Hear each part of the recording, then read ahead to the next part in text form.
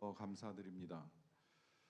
이 시간에 하나님의 부르심을 따라 믿음을 가지고 주님 앞에 우리가 이르렀습니다. 우리의 심령이 다시 주의 말씀, 주의 생수, 주의 성령으로 채워지기를 원합니다. 충만하게 채워지기를 원합니다. 하나님, 오늘 이 밤도 우리에게 말씀하여 주시고 우리로 듣게 하시며 우리가 또한 주님께 아랠 때에 우리의 기도에 귀를 기울이시며 우리로 하여금 이 어둠을 돌파할 수 있도록 도와주시옵소서. 예수님의 이름으로 기도하옵나이다.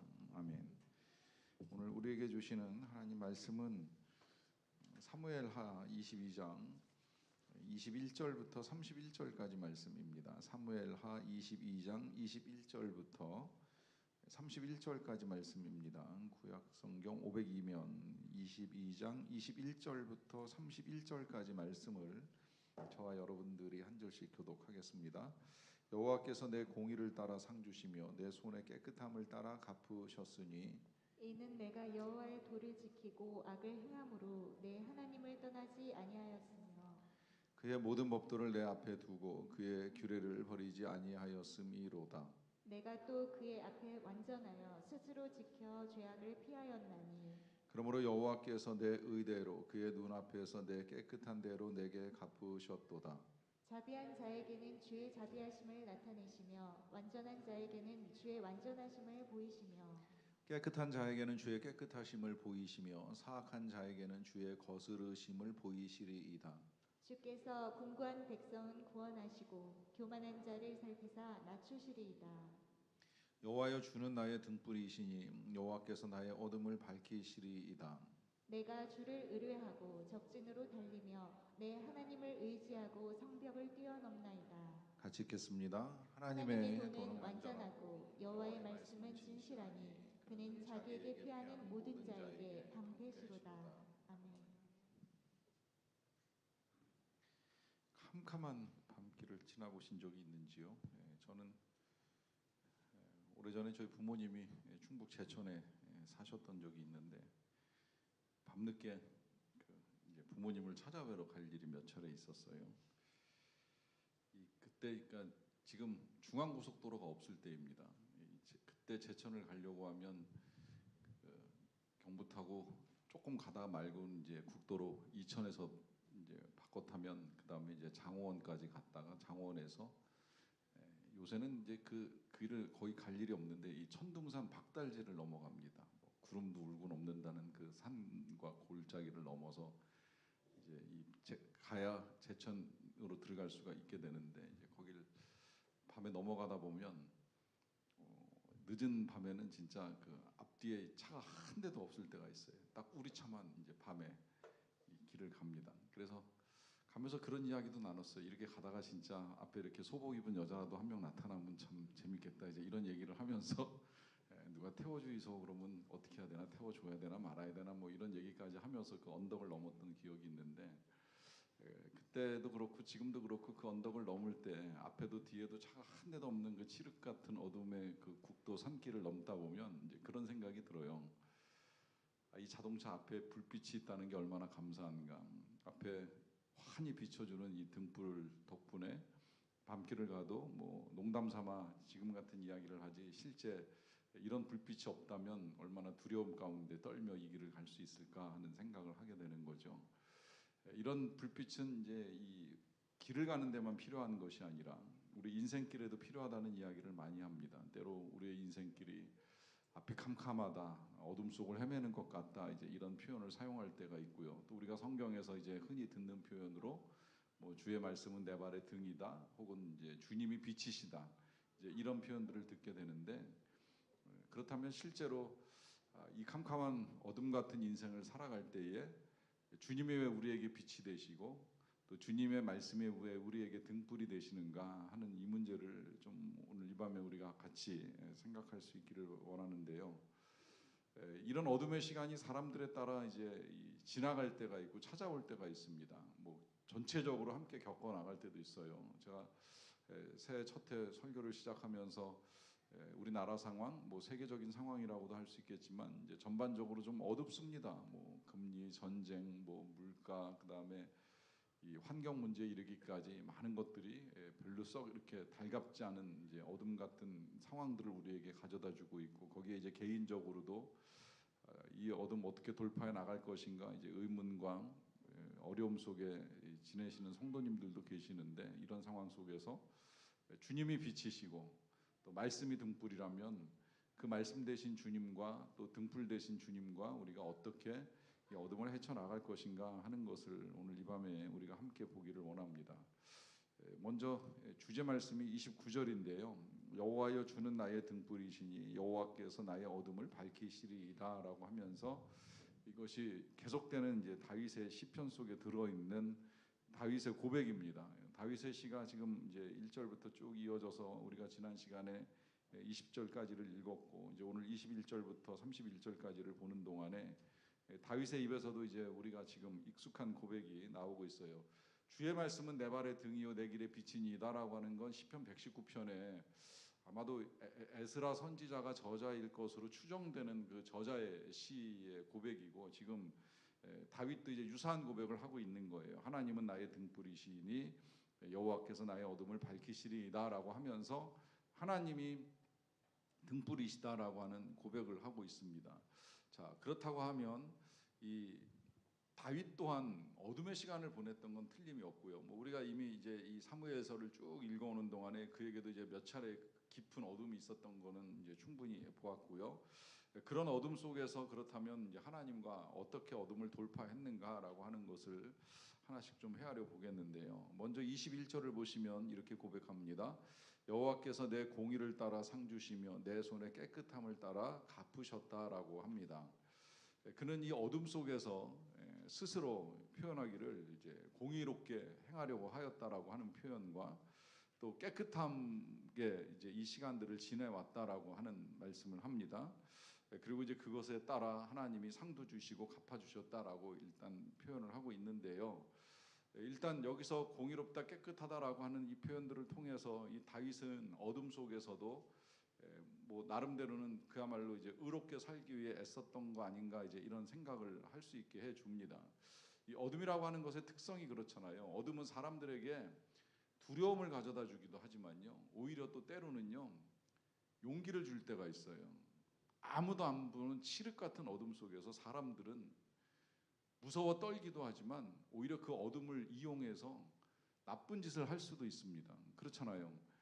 아무도 보는 사람이 없으면, 내가 아무에게도 들키지 않는 깊은 어둠 속에 있다라고 하면 거기서 무슨 짓을 하는지 누가 알 게 뭡니까? 그러다 보니까 이 어둠이라고 하는 건 때로 사람에게 공포를 조장하기도 하지만 어떤 사람에겐 용기를 가져다 줘요. 실은 그게 이제 용기가 아니라 만용이라고 표현할 수 있는데, 그 만용이 형성되는 이유는 그 안에 죄가 있기 때문입니다. 죄를 짓고자 할 때는 어둠이 도움이 되는 거예요.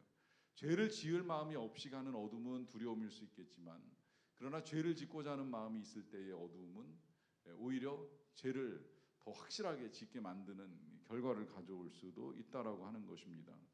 그러하기 때문에 이 어둠 속에서 어떤 행동을 취하느냐라고 하는 그 행동이 의로울 수 있고 깨끗할 수 있다라고 하는 것은 그가 하나님을 바라보는 믿음을 가지고 있었다는 거예요. 그러니까 어둠 속에서 사람을 해한다, 어떻게 보면 쉬운 일이에요. 실제로 이 다윗은 사울과 관계 속에서 그런 일이 있었잖아요. 그가 쫓겨다니면서 도망 들어간 자리가 동굴이었습니다. 캄캄한 곳이었어요. 그리고 그곳에 사울이 볼일을 보러 찾아 들어왔을 때나 혹은 뭐 잠들어 있을 때나 두어 차례 다윗은 사울을 해야 할 기회가 있었고, 그 어둠에 살며시 다가가서 아무도 보는 이 없을 때 그를 해한다라고 하는 건 그렇게 어려운 일은 아니었다라고 하는 것이죠. 그런데 그 어둠 속에서 다윗이 인식하고 있었던 건 자기 자신을 바라보는 분이 계셨다라고 하는 거예요. 그 바라보시는 분이 하셨던 말씀, 주께서 기름 부으신 자를 해할 수 없다라고 하는 이 율법의 말씀을 그대로 믿고 받아들이면서 그는 이 어둠 속에서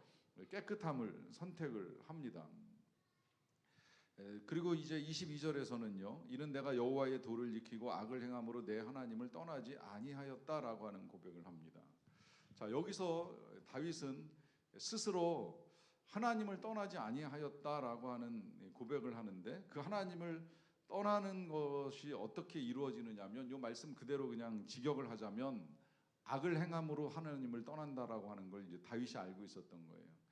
사실은 아주 정확한 표현이에요. 이 표현만큼은 이제 나머지 부분들은 좀 우리가 그 논쟁의 소지가 있는 표현들이 지금 이 시 속에 들어 있긴 한데 이 표현은 저는 정확하다라고 말씀을 드릴 수 있어요. 왜냐하면 하나님이 우리를 떠나시지 않습니다. 절대 그런 일은 일어나지 않습니다. 어떤 경우에도 그렇습니다. 우리가 죄를 짓는다고 해서 하나님이 떠나시는 일도 절대 일어나지 않습니다. 그런데 거꾸로 우리가 악을 행함으로 하나님을 떠나는 일은 수없이 일어납니다. 일단 악을 행하는 행위 자체가 하나님을 떠나는 것이고, 행하고 나면 죄책감이 하나님을 멀리하게 만들고, 그 죄책감을 이용해서 사탄은 감히 네가 하나님께 나아간다고, 네가 기도를 한다고, 네가 그렇게 지금 죄가 많은 주제에 하나님을 향해서 손을 내민다고 하는 이 수없이 많은 말들로 말미암아 우리가 하나님을 떠나게 되는 것이지 하나님이 우리를 떠나시는 법은 없다라고 하는 거예요. 그러니까 이 논리를 뒤집으면 거꾸로 하나님을 떠나지 않는 방법은 악을 행하지 않는 겁니다. 악을 행하지 않으면 얼마든지 하나님과 우리 사이의 친밀감은 충분히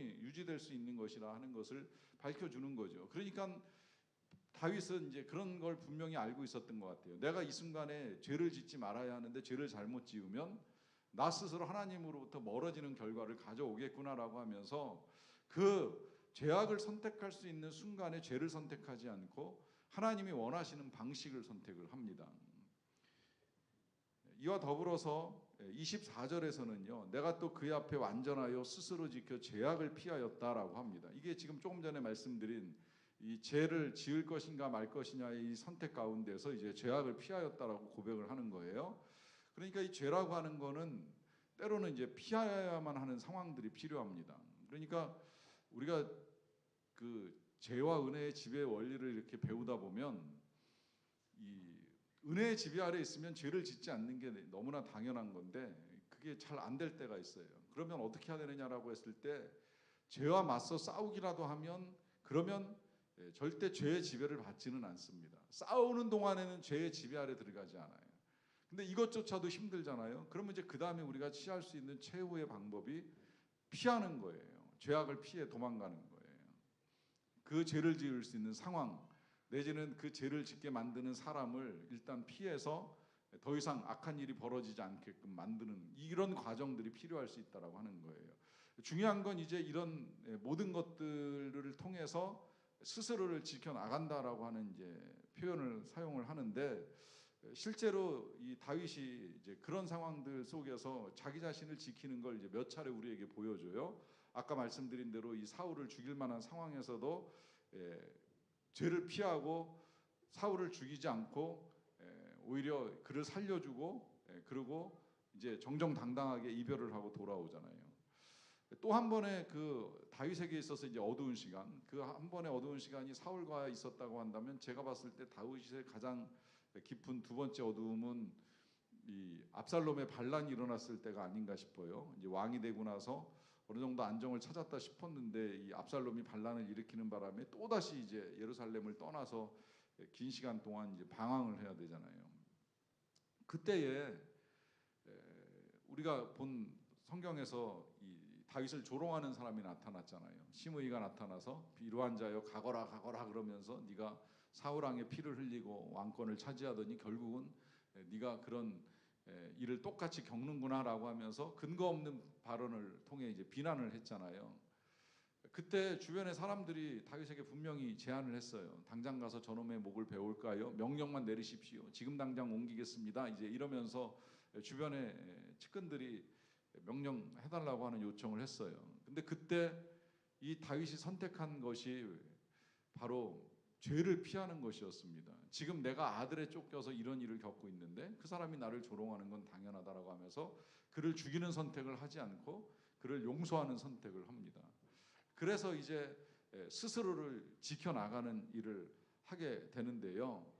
그러다 보니까 이제 여기서부터 제가 좀 논쟁이 될 수 있다라고 하는 말씀이 이어지는 건 뭐냐면 그 뒤에 이제 26절에 보면 이런 말씀을 해요. 자비한 자에게는 주의 자비하심을 나타내시며 완전한 자에게는 주의 완전하심을 보이시며 깨끗한 자에게는 주의 깨끗하심을 보이시며 사악한 자에게는 주의 거스르심을 보이시리이다라고 하면서 그 앞에 있는 거하고 연결해서 말하자고 하면 자기 자신이 깨끗했기 때문에 하나님이 그대로 갚아주셨다는 거. 여기 표현대로 내가 자비하니까 하나님도 나에게 자비를 베푸셨다. 내가 완전하니까 하나님이 나에게 그 완전함을 보여주셨다 하면서 지금 자기가 누릴 수 있는 이 모든 은혜가 다 내가 의롭고 깨끗하고 자비롭고 완전하게 행해왔던 것들에 대한 하나님의 보상으로 주어진 것이다 라고 하는 말씀을 하고 있습니다. 여러분 이 말씀 동의되세요? 내가 잘하면 하나님 복 주시고 은혜 베풀어 주시고 내가 못할 때에 하나님 벌 주시고 화를 내시는 하나님이시라는 이 표현 우리가 어떻게 이해하고 어떻게 해석할까요? 그리고 만약에 이 표현이 지금 이제 제가 무리한 논쟁을 꺼내 놓는 거예요. 만약에 이 표현이 맞다고 한다면 그 다음에 이제 고민에 빠지는 사람이 있고 자부심에 빠지는 사람이 있어요. 그래 내가 누리는 건 내가 그래도 그나마 이렇게 열심히 기도도 하고 신앙생활을 잘해 왔으니까 주시는 거야라고 생각을 할 수도 있을 것이고요. 만약에 거꾸로 정말 캄캄한 어둠 속에서 여전히 앞을 알 수 없는 상황 속에 헤매는 분이라고 한다면 그럼 내가 지금 겪어나가는 이 모든 일들이 불완전해서인가 깨끗하지 못하여서인가 죄악을 피하지 못하고 죄악 가운데 나를 내버려 두었기 때문에 겪게 되는 징계인가 혹은 징벌인가 이제 이런 고민에 빠지게 됩니다. 여러분 여기서 이제 우리가 고민을 하는 또 하나의 이유가 있다면 그것은 우리의 의로움이라는 것이 우리의 행위로 되지 않는다는 것을 우리가 늘 들어왔잖아요. 우리가 기독교의 가장 첫 번째 교리를 이신층이라고 보통 표현하는데 아시죠? 믿음으로써 의롭게 된다 하는데 우리의 의로움이 우리의 행동으로 나타나는 것이 아니라 예수 그리스도를 믿음으로 이 믿음도요 이 믿음이 그냥 단순히 믿는다는 고백이 아니에요. 그 고백에 따른 원래 순종까지 연결돼야 진짜 그것이 이제 믿음 이신칭의가 되는 건데 우리는 그냥 고백만으로 의롭다 된다 이제 이걸 너무 쉽게 치어버리는 값싼 은혜가 돼버렸는데 그건 분명히 아닌 건 아시고 이신칭의를 따르셔야 되는데 이때 이 이신칭의의 교리를 믿고 내가 내 힘으로 의로워질 수 없다 오직 예수 그리스도의 보혈로만 의로워질 수 있다는 이 믿음을 가진 사람에게 있어서는 지금 이 말씀이 이게 어떻게 가능한가라고 하는 의문을 가지고 읽어나가게 됩니다. 그렇다면 또 거꾸로 그러면 우리는 완전할 수 없고 자비할 수 없고 깨끗할 수 없고 사악하기 때문에 하나님의 이런 은혜를 기대할 수 없는 존재인가라고 하는 질문을 하게 될 수밖에 없는데요. 제가 이 말씀을 가지고 고민을 하다가 그런 생각이 들었어요. 다윗이라고 해서 이게 이제 나중에 이렇게 해석이 어렵다 보니까요. 해석자들에 따라서는 이 시가 배치가 끝에 와 있을 뿐이지 이 시는 다윗이 왕이 되고 나서 얼마 안 됐을 때 지은 시다 이제 이렇게까지 해석을 합니다. 왜냐하면 그땐 정말 다윗이 의롭게 살고 완전하게 살기 위해서 애썼거든요. 적어도 이 밧세바와의 간음 사건이 있기 직전까지는 다윗의 모습은 아주 멋진 왕의 모습을 그대로 우리에게 보여줬잖아요. 이제 그러나 밧세바의 사건이 지나고 난 다음에 다윗이 이런 말을 한다고 하면 다윗이 완전해? 다윗이 깨끗해? 다윗이 의로워? 이제 이런 질문을 우리도 할 수밖에 없는 상황인데 그러다 보니까 이 시는 배치만 여기 된 것이지 실제 시를 쓴 시기는 혹시 그 이전이 아니었을까 이제 이런 생각을 하는 거예요. 그러면 또 거기서도 제가 이제 의문을 제기하는 건 뭐냐면 그러면 그러한 과거가 있는 사람이나 죄악이 저질러진 사람은 하나님께로부터 이런 자비나 은혜나 혹은 완전하심이나 이런 것을 받는 것이 전혀 불가한 일인가 또 이런 고백을 할 수 없다는 말인가라고 하는 이제 질문을 하게 되는데요. 그 질문에 제가 개인적으로 이제 내리는 답은 이렇습니다. 제가 목회를 하면서 교인들을 만나서 이제 대화를 나눌 때도 그렇고요. 특히 이제 목회자들과 이제 만나서 대화를 나눌 때 가끔 목회자들 중에도 저도 그런 사람 중에 한 사람인데 하나님이 저에게 베풀어 주신 이제 은혜를 나눌 때가 있어요. 하나님의 은혜로 어쨌든 이런저런 교회 목회도 하고 또 교회도 세우고 교회가 건축까지 할 수 있고 하는 이제 이런 하나님의 은혜 무척 감사하고 그 감사한 은혜를 이제 조심스럽게 나눌 때가 있습니다. 이제 여기까지는 은혜로 나눌 수가 있어요. 하나님이 저한테 다 베풀어 주신 모든 것들이니까 은혜로 나누는데 어려움이 없어요. 그런데 제가 들은 바 이제 다른 목사님이 이제 유사한 은혜를 나눠 주실 때 그 은혜를 듣다 보면 듣는 중에 이제 그런 말씀을 하시더라고요. 왜 나 같은 사람에게 우리 하나님께서 이런 은혜를 베풀어 주실까? 왜 하나님께서 나에게 이런 큰 은혜를 많이 베풀어 주실까? 하면서 이제 스스로 생각해낸 그 이유 가운데 한 가지를, 어렸을 때에 집안에서 아무도 교회를 다니지 아니할 때 이제 혼자 교회를 출석을 하면서 교회를 다니다가 여러 어려움이 있었는데 그 어려움 가운데 믿음을 잃지 않고 오히려 가족들을 전도하고 이 복음화 시키기 위해서 애썼던 것들을 우리 하나님께서 귀하게 여겨주신 것 같다, 이제 이런 고백을 하시더라고요. 저도 뭐 그런 면에 있어서는 뭐 비슷하기 때문에 이제 어느 정도 이제 동의는 되는 거예요. 생각해 보니까 저도 진짜 처음에 제가 제일 먼저 우리 집안에서 교회를 다녔고, 작은 형이 그 다음에 이제 따라서 나왔고, 뭐 핍박 때문에 조금 멈추긴 했지만 이제 다시 나가기 시작하면서 이제 뒤늦게 부모님 전도하고 이제 이러면서 이제 식구들 중에 이제 예수 믿는 사람들이 늘어나기 시작을 한 거예요. 뭐 그러기로 따지면 뭐 나도 어렸을 때 어린 나이에 믿음을 잘 지켰네, 뭐 그래서 은혜를 베풀어 주시나, 이제 이런 의문을 한 번쯤은 제기할 수 있는 거죠. 그러나 이제 그런 고백조차도 되게 조심스러운 거예요. 왜냐하면 이 모든 것들이 다 은혜인데, 하나님이 거저 주신 바 정말 선물이고 은혜인데, 이 은혜가 과거 나의 어떤 행위나 공로에 의해서 지금 취해지는 것이라고 한다면, 그러면 이제 그때부터 은혜가 이제 대가가 되는 거잖아요. 은혜가 아닌 것이 되잖아요. 다만 제가 이제 이 말씀을 그냥 지금 오늘 다 그대로 여러분들에게 드리는 이유는, 그런 생각을 누구나 한 번쯤은 해볼 수는 있다는 거예요. 여러분들도 잘 생각해 보세요. 여러분들의 불우한 상황, 어두컴컴한 지금 현실을 말하는 것이 아니라 여러분들이 누리고 있는 바가 있을 거예요. 어떤 형태로든, 그것이 경제적 부요함이든 아니면 가족을 통한 관계의 은혜이든 아니면 뭐 믿음의 공동체를 만난 은혜이든, 사람마다 누리는 거에 대해서는 조금씩 다 다를 수가 있겠는데, 그게 정말 하나님이 주시고 은혜로 베푸신 것이다라고 하는 그런 믿음으로 누리는 것들이 여러분들 안에 주어진 것들이 있다고 한다면, 내가 어찌 이런 은혜를 누리는가 한 번쯤은 생각해 볼 수 있는 문제잖아요. 내가 뭘 했다고 이런 은혜를 누리는가. 그러는 중에 그래도 내가 이거 하나는 잘했지, 이거 하나는 열심히 했지 하고 싶은 것들 있잖아요. 뭐 어렸을 때 뭐 엄마가 가자고 하는데 그냥 가기 싫어도 뭐 새벽 기도를 나왔던 기억이 있을 것이든지, 아니면 뭐 진짜 내가 가기 싫어도 주일을 빠진 적은 없다든지, 뭐 하여튼 내가 잘한 게 있다면 뭐 부인 따라 열심히 그냥 새벽 기도를 다닌 거야, 교회를 다닌 거야, 뭐 이렇게 말할 수 있는 것이 될 수도 있을 것이고, 어쨌든 이거 하나만큼은 내가 잘하고 있다고 생각하는 그 하나를 가지고 와서 이런 다윗처럼 고백을 할 수 있다는 거예요. 이런 고백을 하는 순간에는 적어도 사람이, 제가 봤을 땐 그렇더라고요. 내가 그렇게 잘했던 것을 하기도 했지만 잘못한 것도 수없이 많다는 사실을 순간적으로 잊어버려요. 잘한 게 많겠습니까? 잘못한 게 많겠습니까? 실은 잘못한 게 훨씬 더 많죠. 저라고 해서 잘한 게 많겠습니까?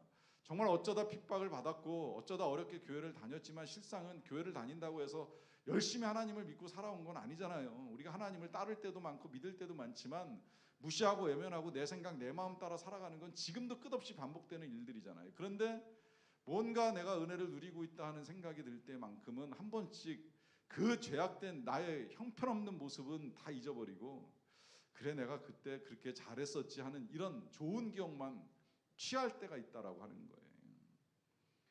그러면서 이제 이런 고백이 알게 모르게 나오는 거예요. 그래, 자비한 자에게 자비하심을 베푸시고 완전한 자에게 완전하심을 베푸시고 깨끗한 자에게 깨끗함을 보이시는 하나님이시지 하는데, 이렇게 고백을 하다 보면 이게 정말 다 맞는가?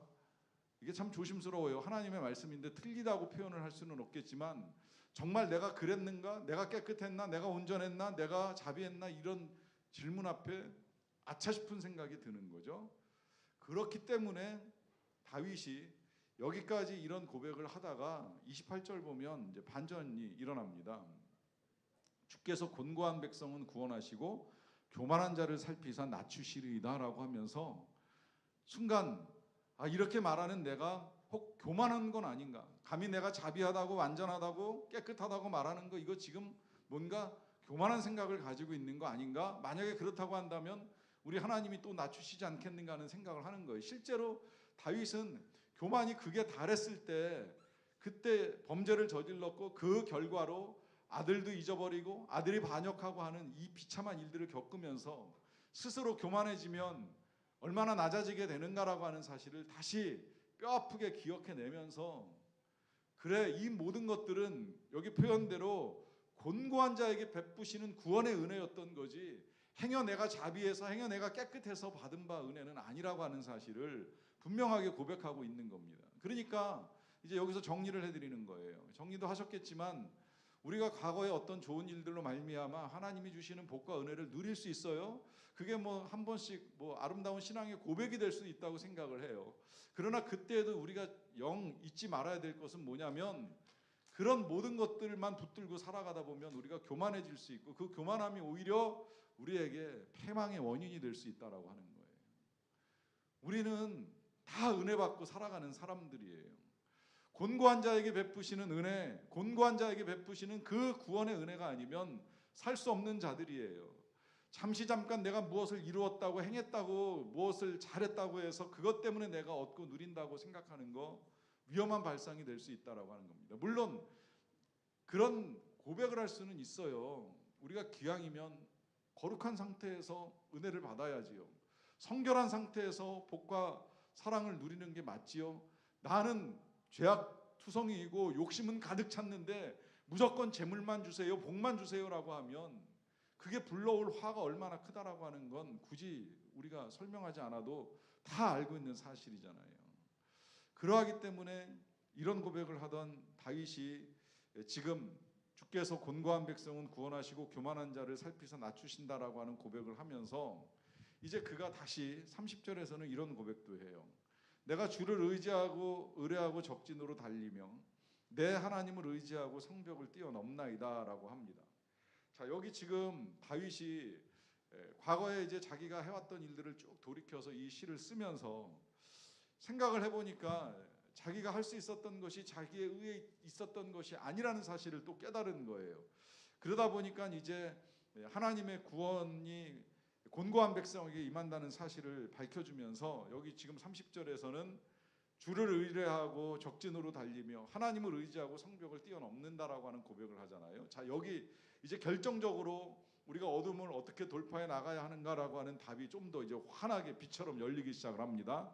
앞에는 이제 소극적으로 우리가 어둠 가운데 있을 때 죄짓기 쉬우니까 오히려 그럴수록 하나님 함께 계신다는 사실을 알고 어둠일수록 더 거룩해져야 한다는 걸 계속 이제 말씀해 오셨던 거예요. 그러나 그것보다 더 중요한 건 그런 거룩한 삶을 지켜나가는 과정 속에 이제 하나님과 함께 돌파해 나가는 겁니다. 적진으로 달려가기도 하고 성벽을 뛰어넘기도 합니다. 이것을 어떻게 할 수 있는가? 하나님을 의뢰하고 하나님을 의지하는 거예요. 이것이 어둠을 이겨나가는 방식입니다. 여러분, 어둠이 깊습니까? 그 어둠이 길어집니까? 새벽이 오는 것 같지 않습니까? 전혀 밝아오는 것 같지 않습니까? 그렇다고 하면 더 하나님을 의뢰하고 더 하나님을 의지하십시오. 곤고하면 곤고할수록 여호와의 구원이 내게 임할 것이라는 믿음을 가지십시오. 곤고한 상황에서 나를 구원할 자가 내가 아니라 나의 하나님이시라는 사실을 분명하게 믿으십시오. 오직 하나님만이 나의 구원, 나의 피난처, 나의 반석이 된다는 사실을 믿으십시오. 다윗은 그 사실을 붙들고 아무리 힘들고 어려울지라도 낙심이나 절망하지 않고 그는 적진으로 달리며 성벽을 뛰어넘는 일을 하였습니다. 그런데 어떤 상황은요, 달려가기조차 힘들 때가 있어요. 달릴 힘이 완전히 빠져버리는 상황이 놓일 때도 있습니다. 이제 오늘 그런 분들에게 결론적으로 31절에서 이렇게 정리를 해줍니다. 하나님의 도는 완전하고 여호와의 말씀은 진실하니 그는 자기에게 피하는 모든 자에게 방패시로다라고 합니다. 참 기막힌 표현을 하고 있다고 저는 생각이 들어요. 30절에서 다윗이 의뢰하고 다윗이 의지하는 하나님은 어떤 면에서 저는 칼과 같고 창과 같다, 아니면 성벽을 뛰어넘는 사다리 같다, 이제 이런 생각도 드는 거예요. 어찌 뛰어넘을 수 있겠는가? 사람의 힘으로 안 되지만 사다리 있으면 넘을 수 있는 것처럼 하나님이 사다리가 되어주시면 그래, 아무리 높은 성벽이라도 능히 뛰어넘을 수 있는 거지, 이제 이런 생각을 하면서 넘어가던 이 다윗에게도 그러나 어떤 한순간은 정말 숨어야 되고 피해야 되고 두렵고 떨리는 순간이 있죠. 그러면 그때는 하나님을 방패 삼는 거예요. 그리고 그 방패 아래 숨는 거예요. 이 방패는 전쟁터에 있어서 상대방의 무기를 막아내는 아주 중요한 도구입니다. 상대방의 무기를 막아낸다는 건 내 생명을 보존한다는 것을 의미합니다. 전쟁은 남을 해하는 것에서만 승리가 도래하는 것이 아니라 내 목숨을 보존하는 것에서도 승리가 지켜집니다. 아무리 승리하면 뭐합니까? 내 목숨 잃으면 끝 아닙니까? 나라는 승리했을지 모르겠지만 자신이 패배하고 목숨을 잃으면 그 전쟁을 승리했다는 사실을 경험하지도 못하고 인생이 끝나버리고 말잖아요. 그러기 때문에 방패는 생명을 지키는 것인데, 여러분, 우리에게 있어서 방패는 무엇입니까? 영혼을 지키고 마음을 지키는 거예요. 이 마음과 이 영혼, 이 생각을 무엇으로 지키겠냐는 거예요. 하나님, 그분의 말씀, 그분의 은혜, 그분의 능력이 아니면 우리는 우리를 지킬 수 없다라고 하는 것이지요. 그러하기에 어떤 어둠 속에서도 우리에게 있어서 필요한 것은 하나님을 방패 삼는 것입니다. 하나님을 의지하는 것입니다. 하나님을 붙드는 것입니다. 그래서 어둠을 이겨나갈 수 있는 저와 여러분들이 다 되시기를 간절히 축원합니다. 기도하겠습니다. 하나님, 우리의 빛이 되어 주셔서 감사합니다. 우리의 인생이 어두운 터널을 통과하는 것 같을 때가 있습니다. 앞이 보이지 않고